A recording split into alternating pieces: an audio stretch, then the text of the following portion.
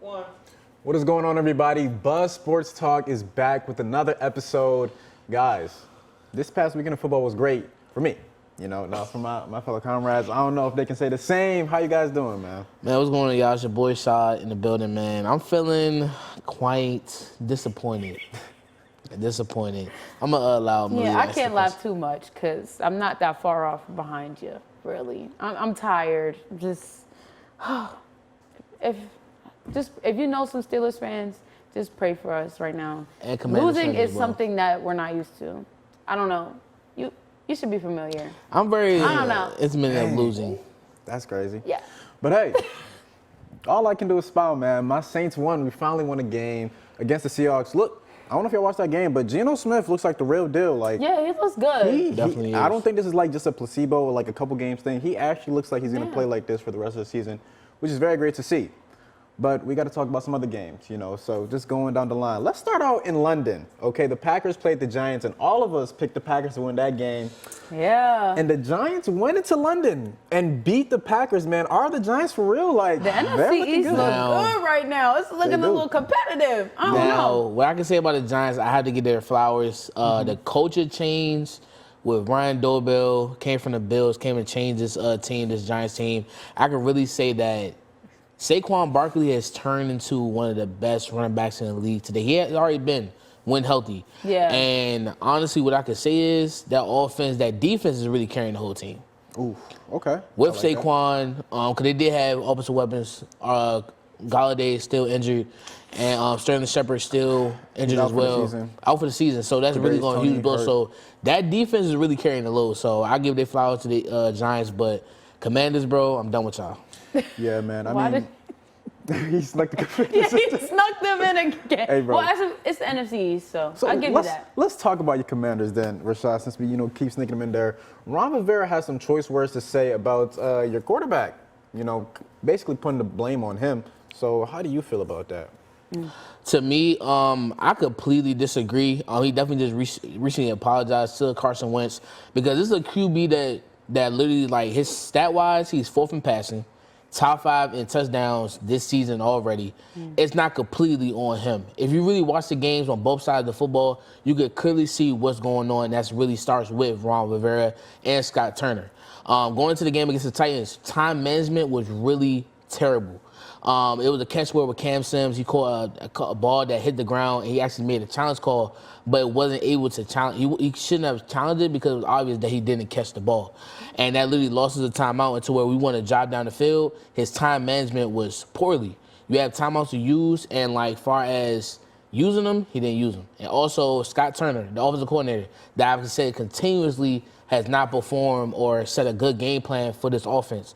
Of course, he had the 2 explosive touchdowns to Diami Brown in that game, but when it comes down to the 2-yard line, you have 2 big running backs, Antonio Gibson and Brian Robinson, come back from a historic comeback, and you cannot fail to me. You can't drop a play with Curtis Samuel or J.D. McKissick or draw a screen. You have too much time on that offense to literally be dropping back on every single down. You're on the 2-yard line.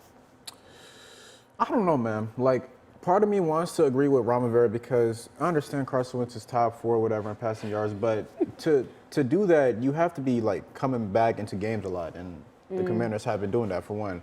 Carson Wentz is very turnover prone. Okay, I don't know what it is with the fumbles. He has a ton of them. He has interceptions. Yeah. And you can talk about the defense and everything. Sure, the defense didn't play up to par, but at the same time, you look at the stats here, the defense held the Titans to no points in the fourth quarter. But Yeah. the Commanders didn't score either. So who does that fall on? That's why I say, like, the defense this game, Jack Del Rio played a hell of a game with the defense. The D-line played phenomenal. John Allen, Deron Payne, get it to the quarterback, had 5 total sacks in the entire game without no Chase Young, supposedly, still waiting for him to come back. And all it falls into our offensive coordinator, Scott Turner, as well. Because, like, literally, we're literally, like, more, we used to be a run-based team. And you have 2 big backs that are really capable of running the ball. There's no reason why Antonio Gibson should be getting less than 20 touches a game. And that comes with not only Carson Wentz, but the offensive line as well. Nick Martin had literally 3 snap infractions. Well, not snap infractions, but like he could not snap the ball properly where Carson Wentz can sustainably keep the ball and have a successful play.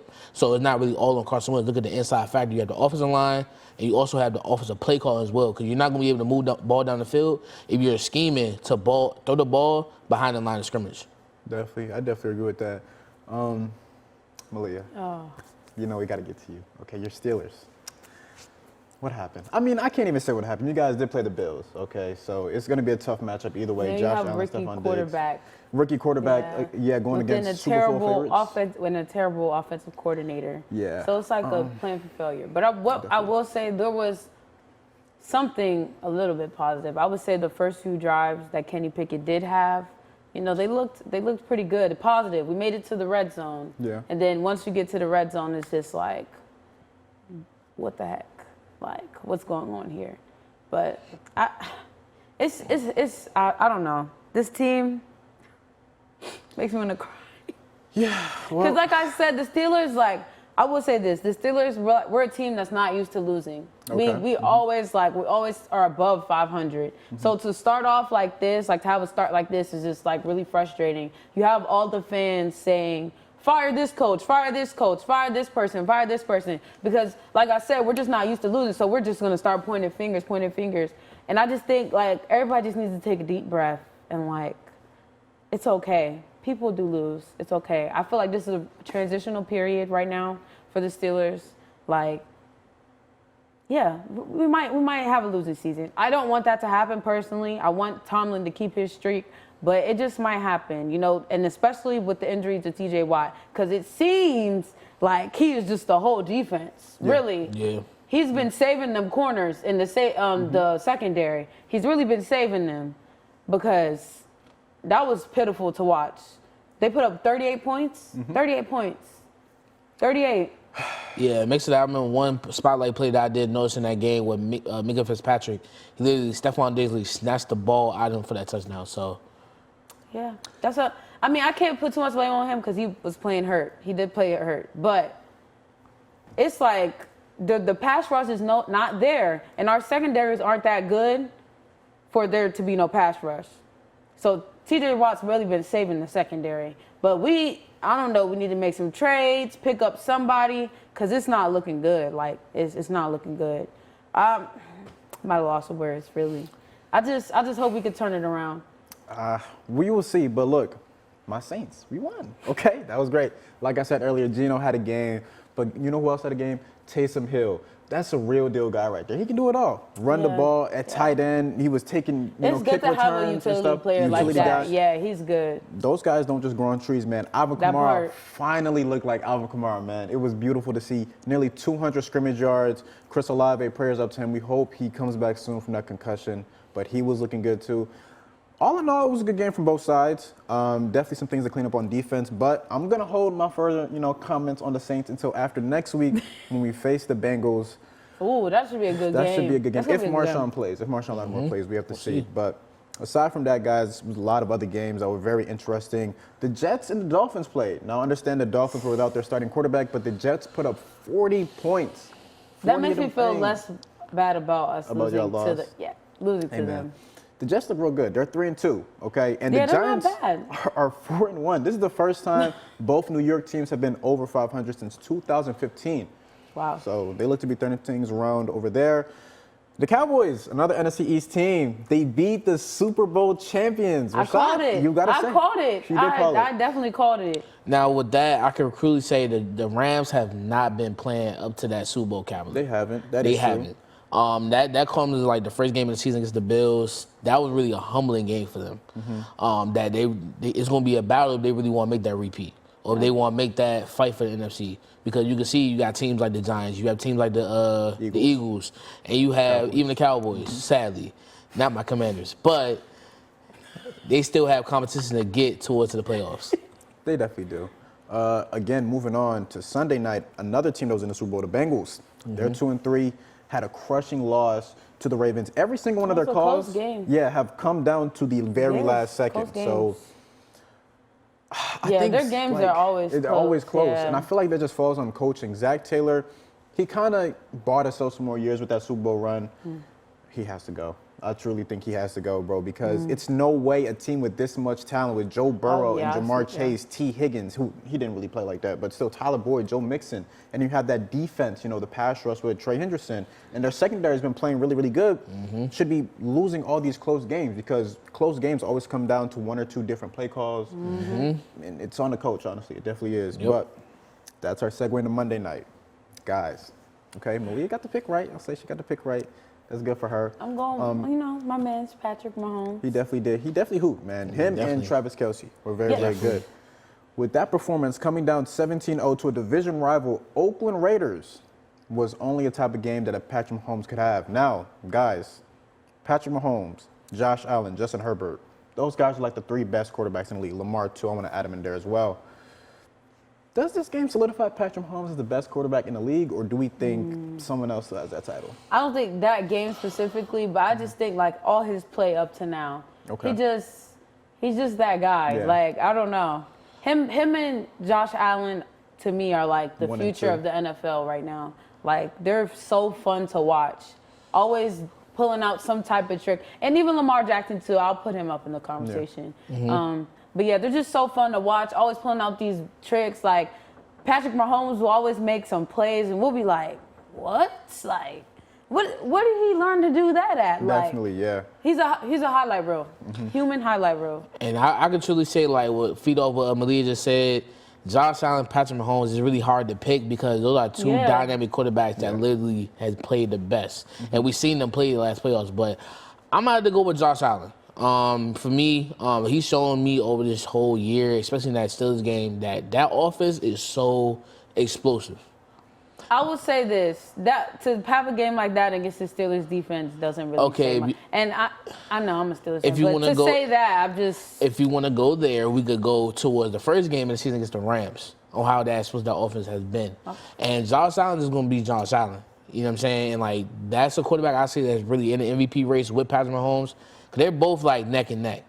I would agree, because both of their level of difficulty, like the level of difficulty for the throws that they make, you really like, whoa, like Exactly. the margin of error is like 0.00001. Like the throws that they make, and credit to the receivers as well for making these catches. Like they both have great wide receiver cores, Stephon Diggs, Gabe Davis, Isaiah McKenzie. Yep, he's good yeah, too. and then of course Patrick Mahomes has all those Travis speedy Kelce, receivers, yeah, Travis you know. Kelce, McCole Juju hasn't Hartman, done much, but Juju. yeah. Like, they all have great wide receivers, but the throws are crazy. Like, people are really doing this. Yeah, like, Facts. And then shout out to Patrick's, you know, he has the baseball background as well, so that helps. yeah, I definitely could say I agree with you, Malia. I can't really say definitively who is the best because Yeah. they're both It's so hard. good. It's really hard. So I'm choosing Patrick. You choose I like Patrick? Patrick.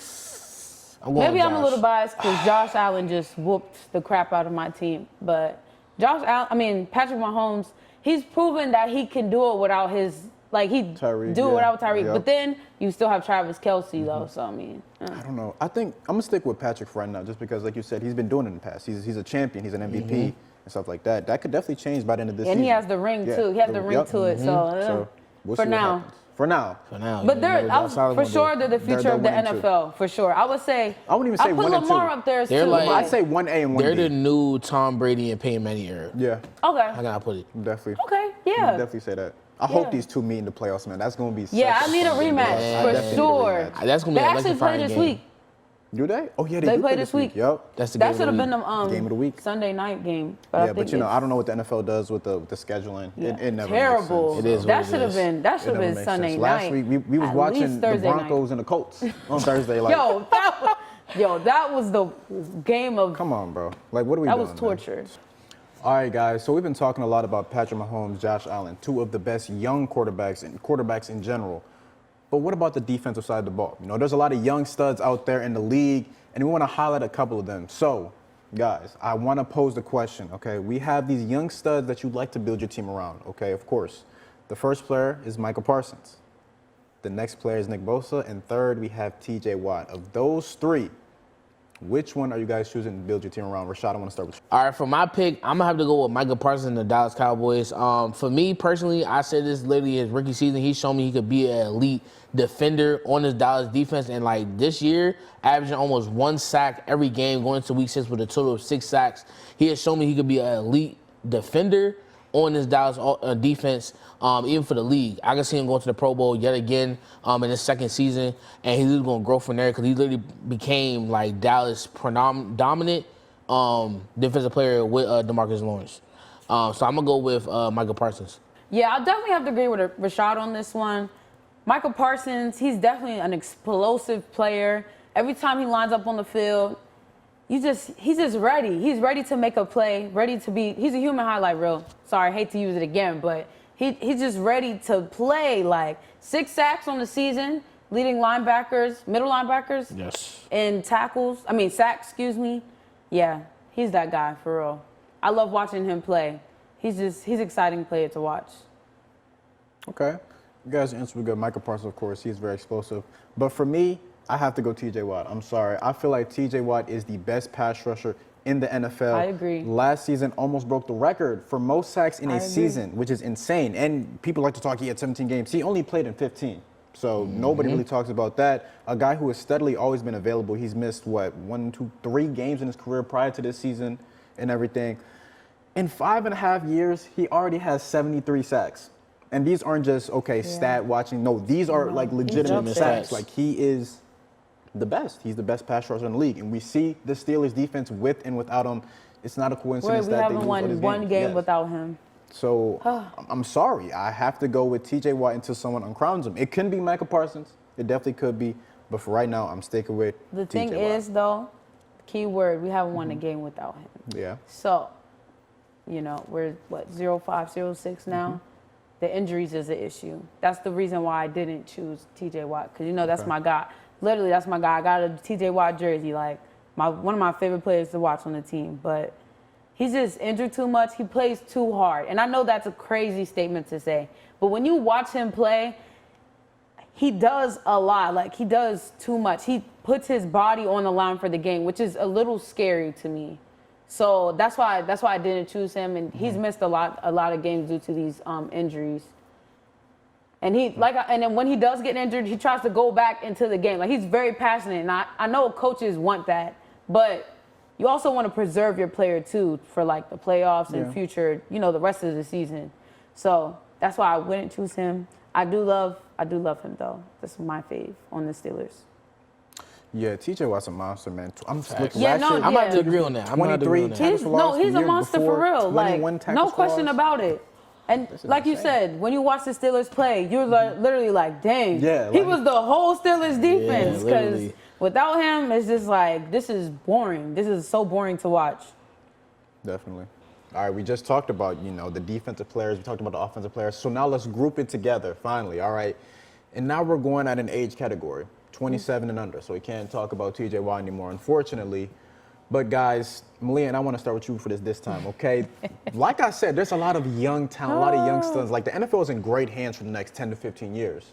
So I got to ask you, Malia, if you could take one, you're the GM of the Steelers, okay? You get to handpick one offensive player and one defensive player under the age of 27. Which 2 players are you choosing? For the Steelers? You're starting fresh team. You trying to build first team. You building your team up. Fresh team. That's they said crazy. You can pick one offensive, one defensive player. Anybody under the age of 27. Okay, so I definitely know who I want at quarterback for sure. One of my faves, my boo. Love you dearly. Justin Herbert, Jay Herbo. Okay. He's a young. The key word young. Because we like to have quarterbacks for a long period of time. We stick with our guys. So I'm sticking with Justin Herbert. Great deep field thrower, like down the field thrower. He makes pretty good decisions. He's not a mobile QB, but he can escape the pocket, stuff like that. Then on defense, we just talked about him, Michael Parsons. I gotta go with somebody. You want to start with a field general. The linebacker position is like field general. Gonna go with Michael Parsons, linebacker, and he's versatile, like we were saying. He's able to pass rush, but also play linebacker, and he's pretty good in coverage as well. So I think that would be good key starting points for the Steelers. I kind of wanted to go like secondary, but I'm gonna stick with the linebacker position, because in the past the Steelers have always had like a strong linebacker. You know, Shazier and James Harrison, and then so on and so forth. We just always have had great defensive leaders. So I think Michael Parsons would be a great leader on defense for us. Okay. And yeah, we need somebody who could throw the ball down the field. Definitely. And Justin Herbert can Can do do that. that. And we An have the effective rate. receivers. I know we starting fresh, but I'm just saying, Steelers are good with drafting receivers, so there's no issue. They don't have the receivers to throw to. So, Facts. I can agree. yeah. I want to go next, okay? 27 and under. We know who we taking at quarterback, man. Patrick Mahomes. Come on. We just talked about it. The best quarterback in the NFL. An MVP. In his second season, might I add. Champion in his third season. He's made the AFC Championship, 4 straight years at this point? He knows how to win, okay? And in the NFL, that is very, very hard to do. Yeah. I got to go with my man. Enough said. He's done it with and without Tyreek Hill. He's done it. You don't got to do so yeah, much. we don't got to take too much. No, we know what literally, Patrick Mahomes with can do. Patrick Mahomes, you don't got to do too much. We know what he can do. We know what he can do. But defensively, I got to set the edge. So for me, I'm going with Nick Bosa. Look, Rashad, you talking about Michael Parsons having 6 sacks. Nick Bosa also has 6 sacks in 5 games. And last year, Nick Bosa had a very great season. He had 15.5 sacks, and I feel like nobody talked about it. Okay. Yeah, it's An elite pass because of rusher. the team. It- The team, that I could feel be like said, yeah. they slip under the radar. Definitely the San The Francisco market, 49ers. yeah. But I'm going Nick Bosa, man. Look, the Bosa brothers, Bosa Bears, you know where they came from. Ohio State products, but I'm sticking with my guy, Nick Bosa, man. How about you, Rashad? All right, so moving on to me, 27 under. You said Patrick Mahomes, but we're going to bring up another guy that we bring up, Josh Allen, Okay. one of the baby MVP candidate. You know what I'm saying? Of course, you don't have the accolades that Patrick Mahomes does, like the ring, offensive championships as well. But Josh Allen has the stats in this season, and only in 6 games, 5 games, because we're going to week 6. Currently, Josh Allen is leading with passing yards with 1,600 passing yards and also with 14 touchdowns to start the season. And we're only in week 5. So I'm predicting him to have at least 30-plus touchdowns by the end of the season. That's a hot take. Ooh, okay. Stay tuned to I Hot could Take see Sundays it by Shah. happening. I wouldn't be surprised. Definitely. Yeah. And, like, that's literally like a QB that you want to have on your team. That leads showing versatility on the offense, being more mobile outside the pocket, not just stationing in the pocket, being a pocket quarterback. He's literally all you want inside of a QB. And that's a player that I can see. My take is going to the Super Bowl. Okay. And for my defensive side, this is a player that I would touch on ever since we started this show. I know I'm a Commanders fan, but Jonathan Allen. Jonathan Allen is a player that hasn't been really looked at, that's really underrated. Is really like a field general on that defensive line, because it all starts in the trenches. It all starts up front. And with the defensive line they have picked up where they're playing to that top 5 draft pick potential. And Jonathan Allen averaged, he has over 3 sacks this whole season, but he also has 6 assists this entire season, along with Deron Payne and Montez Sweat having a hell of a game against one of the not as good offensive linemen in the Titans. So Jonathan Allen is literally like a field general that you want to have in your team, a player that you want to have in the locker room to really build that defense as a whole. Because you can see previously the Commanders defense has improved with that person in the locker room. Okay. Definitely all great picks, I feel like. I mean, any chance you get to have Let me a add top on 3 quarterback. to push Okay, the go ahead. Justin Herbert Go ahead. agenda. He got that dog in him. Okay. That's what I'm going to say. He is a Steelers quarterback. You know, Steelers quarterbacks are known for playing rough and tough. And Justin Herbert, you know, he suffered a few injuries at the beginning of this year. And he still continues to play. 4th in passing yards this year so far, playing through injuries. I mean, You also got to talk about the injuries to his receiving core. Keenan yeah, Allen and has he's been out for the still. last I mean, 4 I'm weeks. just saying Yeah. to be what, second? Actually, sorry, second in passing yards. Yep. Yeah. So I'm just saying, he's got that dog in him. He's a Steelers quarterback for sure. So She always just in case something were, a trade were to happen, I don't know. It could have. She always find a way to plug in her team. Y'all talking about me, but she always find a way don't to do plug me. in This your was team. the assignment. This was the challenge. I'm following No, the you rules. said last week. Kenny Pickett, that's our future, right? That was our He future. is, but I'm just saying, Kenny Pickett is a rookie. Justin Herbert is an established quarterback. Like, we've seen what he can do. I just want to test something right quick. So if the Chargers said we'll give you Justin Herbert for Kenny Pickett, you accepting that, right? Heck yeah. Okay. No I just wanted to test some. And now question. Kenny Pickett yeah. floors with the Chargers. That should really tell you about your offense. Okay. Yeah, I know the offense sucks. The offensive coordinator is terrible. So yeah. The plays that we're calling with the talent that we have, like, are you for real right now? But hey. When I serve, now I be surfing swag. I'm on Hypnotic.